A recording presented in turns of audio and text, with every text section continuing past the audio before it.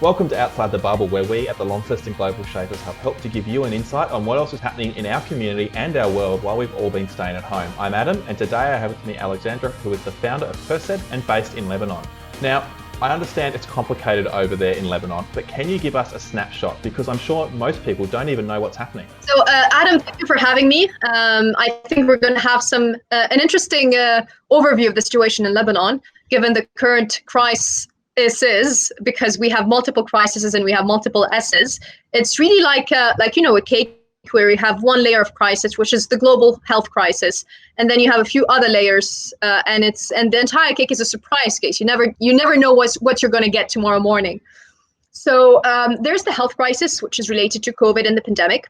And then we have another layer, which is the political crisis and the political deadlock in which we've been in since late 2019. But really, the crisis has been going on for a much longer time. And then we have another layer, which is the economic and financial crisis that we're going through with the strong devaluation of the Lebanese pound, which is the national currency, towards the US dollars, to which it has been pegged for the past years. And so with a strong devaluation that is up to 80%, which is a lot, we have as a result the inflation, which went up to 250% for food and beverage, and even 400% for the equipment, the household equipment, and so on and so forth. So in a situation like these, with a strong devaluation and the strong inflation, when the purchasing power is remaining the same as it was a year ago, you have a lot of difficulties from the financial level. And in April, the latest statistics have shown that 50% of the Lebanese population is below the poverty line, which is a lot, given the current circumstances, but also predictable since the country is quite on the verge of collapse. And when you have all of these problems and all of these issues that are entangled and intertwined, you have also smaller problems with the power shortage, with the hope for a better future and all of that. And so you have a series of different coping mechanisms that are active and that are seeking to perhaps not find a better tomorrow, because there's nothing certain about this. The 21st century is about uncertainty and ambiguity and volatility and complexity. And we're living that to the best that anyone could live. And in all of that, you have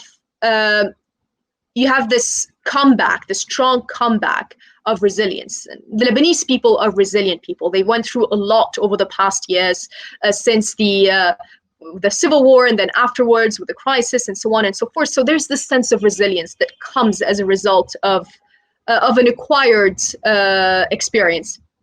And in that resilience, people try to find hope or find new opportunities outside. That's why you have a rise of immigration. Some people try to support their communities, and that's why we have a lot of individuals and NGOs and enterprises that are trying to support their communities through humanitarian work. And then you have the rise of innovation and entrepreneurship. I myself have been involved through PersEd with the MIT Hackathon, Lebanon Challenge in Lebanon, and their accelerator, to try to build a structure to support the entrepreneurs in Lebanon in order to find solutions to the problems that are around us, from food security to mental support to finding job opportunities. And then you also have some barter economy that is starting to emerge, to sort of counter the ambiguity of the currency valuation. So we have a lot of innovative ways of coping. And at the end of the day, it's much less about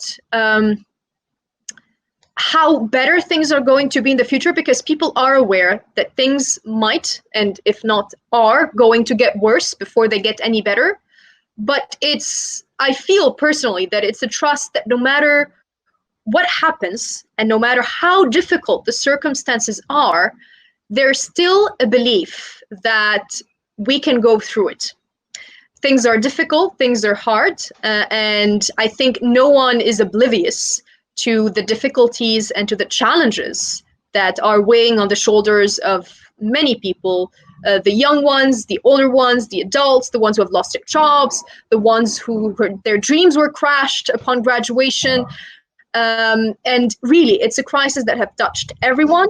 And it's something that I think is a test of our ability to be resilient and to endure and to try to come out of the other side, even though we do not know when or how, but to try to come out of the other side a bit stronger, a bit more supportive of each other. I think that is something that we definitely need to take out as a lesson, and a bit more resilience.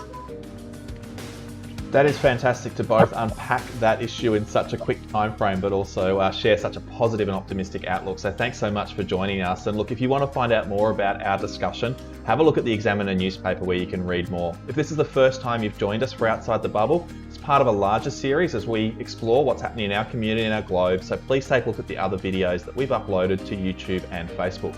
If you want to find out more about the Launceston Global Shapers Hub, just connect with us online, or else you can find out more about the global community at globalshapers.org. Thanks, and we'll see you next time.